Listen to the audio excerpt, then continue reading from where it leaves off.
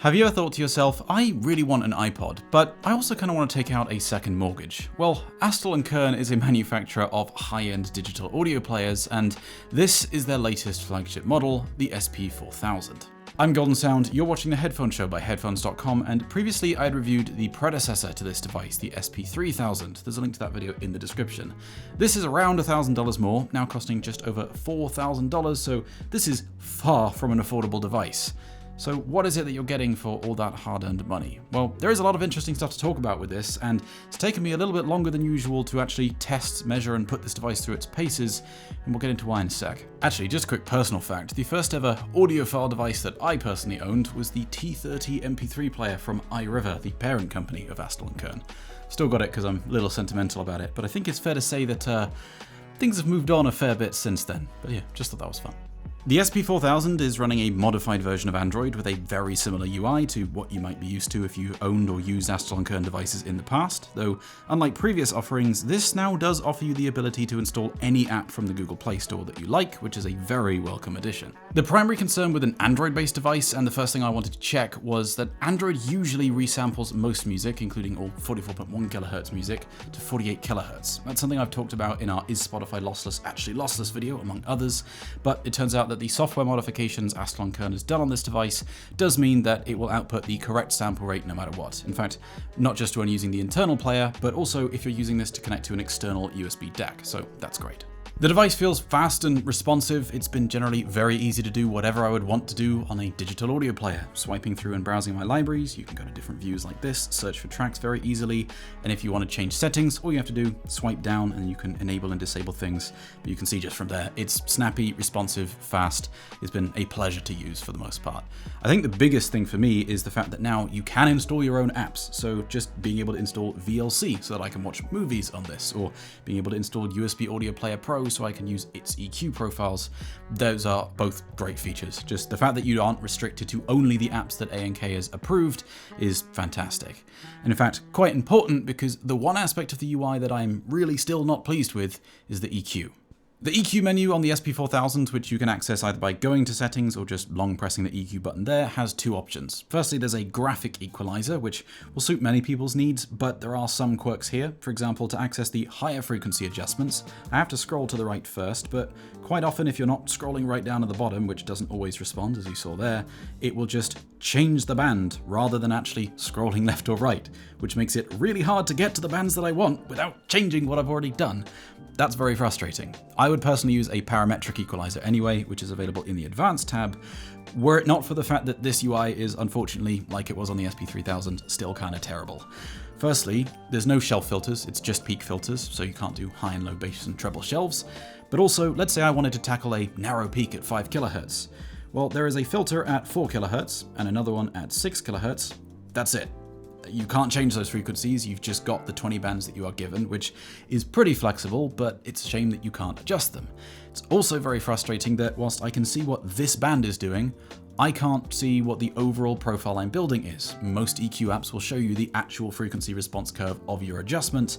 You can't see that here, which makes it quite clunky to actually set everything up and very difficult to see what profile you've actually built to do what you want. Luckily, the fact that you can install your own apps and software now does kind of fix this, because I can just put USB Audio Player Pro on it, which allows me to play local files, Tidal, Qobuz, whatever I like, and the EQ UI in this app is much, much nicer, so I can configure things exactly how I like on this device. But given the price of this and the fact that it is running Android, so there's not really any excuse in terms of software limitations, it is a shame that the EQ customizer on this is still bad and very much in need of improvements. That is the one aspect of the software on this device that I did not get along with, same on the SP3000, and it's a shame that it has not been fixed. Everything else about the software on this has been great. It feels more responsive than the SP3000 did, it feels a pleasure to use, it looks fantastic, and I think the favorite software feature for me is the fact that it's got a built-in Roon endpoint, which is how I mostly used it. This feature means that if I'm using the SP4000 at my desk as a USB DAC, if I'm chilling in the other room listening to speakers, or if I just want to have this in my pocket and control things with my phone, all I have to do is make sure this is connected to Wi-Fi, it shows up automatically in Roon, and then I can just play anything I like straight to this device. In fact, actually, you can also directly control the device volume with Roon as well. The ability to just control this and use this as a DAC without even needing to touch it is a huge quality of life feature, but speaking of touching the device, let's talk build quality. This is a visually stunning product, with a mirror finish on all of its surfaces besides the screen. The angled aspects are ever so slightly rounder than the SP3000 if I'm remembering correctly, which combined with the increased size of this unit means it does feel much nicer in the hand. The volume control crown is also gorgeous, especially with that underlit LED, though it does have a little bit more play to it than I would like, and it's got single-ended and balanced outputs, as well as being able to use it to feed an external USB DAC if desired. But that mirror finish also means it is the definition of a fingerprint magnet. This device looks fantastic until you touch it, at which point it looks a little bit more like this. You'll therefore most definitely want to be using the quite nice included case to protect your very expensive purchase, make it more comfortable to hold, and to stop it from getting fingerprints the moment you so much as glance at it. It's a shame because if you are paying this much for a digital audio player, you want a nice high-end looking and feeling device. And this is a very nice looking, very high-end feeling device, even with the case on. The case is nice, don't get me wrong, but it's not as nice as the actual build of the unit itself. And as much as I love the design decisions that make this look so good, those same design decisions are the reason that you have to use the case pretty much and hide the device itself away. It also makes it very difficult to film B-roll for videos like this, but I guess that's more of a niche problem. There's still more. Oh my god, there's still more. Please just stay clean. Please, for the love of God. So then, what about performance? Is this a better performing device than the SP3000, and if so, how? Well, yes is the answer. Across the board, objectively, this is a much better performing device than the SP3000 was, and subjectively, it sounds quite a bit better as well.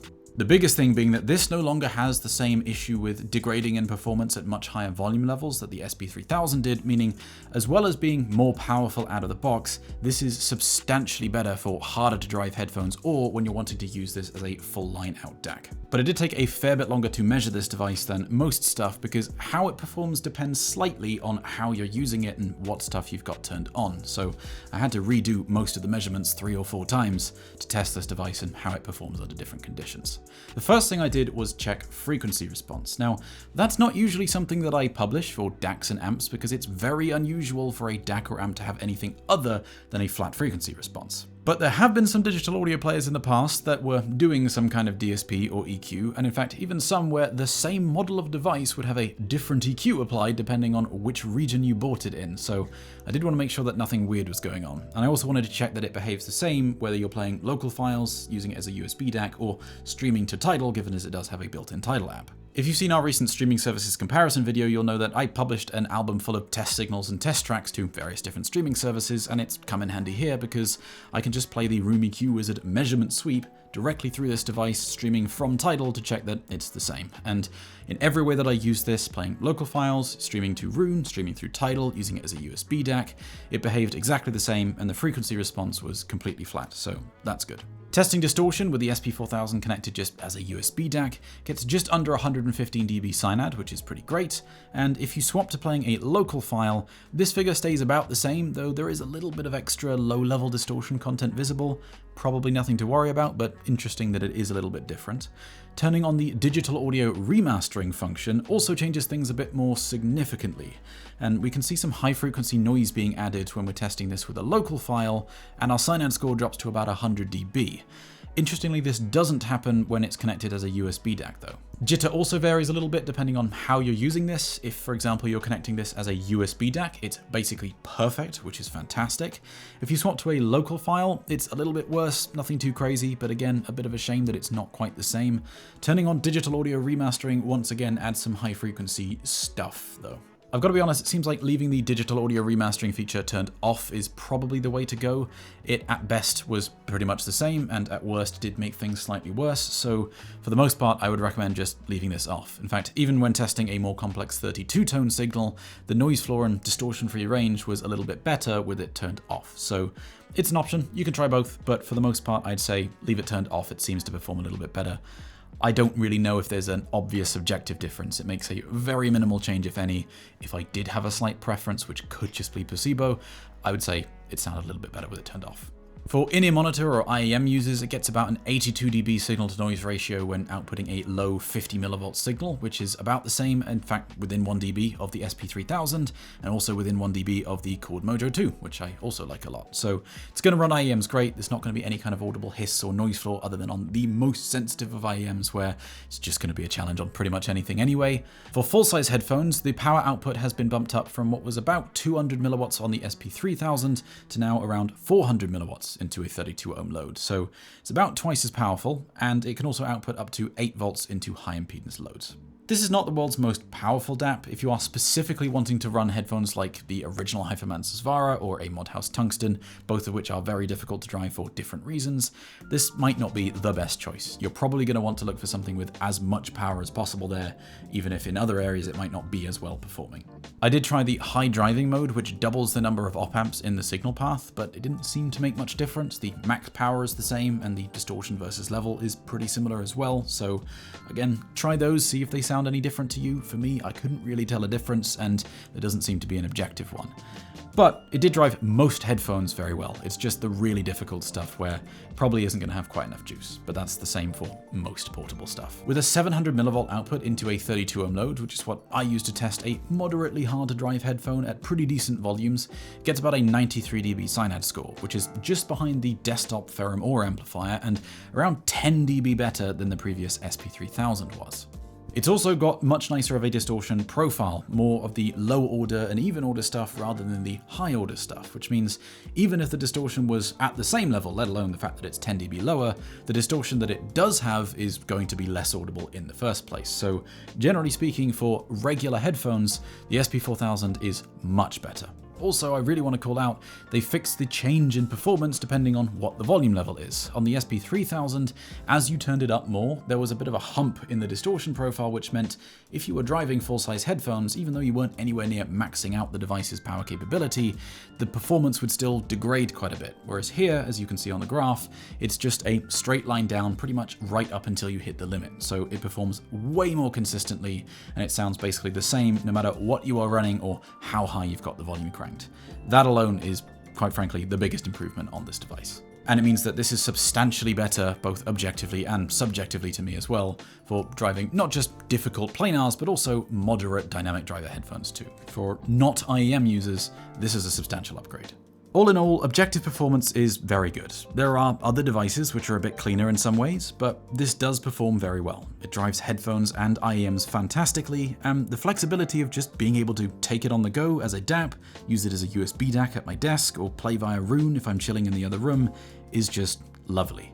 But how does it sound? Well, pretty goddamn good. There are two things in particular that really stand out to me about the sound of this device, and this has all the hallmarks of a really fantastic AKM implementation. This is using 4 of AKM's flagship AK4499EX chips, and AKM DACs tend to sound a little bit warmer than typical ESS implementations, and that is the case here too. This is a little bit more full and weighty sounding than most DACs, but just by a touch. This is not a colored sounding device. It is extremely close to neutral, just it doesn't lean towards being analytical or clinical sounding as some other particularly cheaper DACs can. And the second thing being that, as well as being just slightly warmer and having a bit more kind of tonal density to it, this has better detail and top-end clarity, and it also stages better than a lot of DACs that I've tried. The staging in particular is honestly better than 90% of stuff in the desktop category. Swapping between the SP4000 and a desktop setup running the Eversolo DAC Z8 just as an example of a solid desktop class DAC, that's one that I like quite a lot, this just sounds better. This, for the track Neon Gravestones by 21 Pilots, just has a little bit more life and fullness to the vocals. They just sound more pleasing, realistic, and better. This is a little bit less analytical sounding than the DAC Z8 is, but also more detailed. The clarity that this provides and the ability to resolve really small bits of information is very impressive, especially given as usually there is a little bit of a trade-off between added tonal weight and lacking in that top-end incisiveness. Not here. I like Soundstage too. That is just something which for me personally contributes massively to my immersion in and enjoyment of music, and that is probably the most standout aspect of this device. This stages beautifully and, as said, better than probably 90% of desktop DACs that I've tried. It was kind of to the point that I went and did a bit more testing to see, is there something going on here? Is this applying some kind of crossfeed? Is there just a high cross talk, or is it doing some mid-side processing or something? I was almost a little bit suspicious, but nope, it does not seem like it is. In fact, crosstalk is down near minus 140 dB, which is also fantastic. Shifting all the way to the low frequency stuff, the bass on this, the low end impact, punch and grip, is what I call very good. It's not necessarily a standout aspect of this device, but it's certainly doing a better job than many particularly cheaper devices. It's just doing a solid job, nothing necessarily to call out as standout, but certainly not lacking either.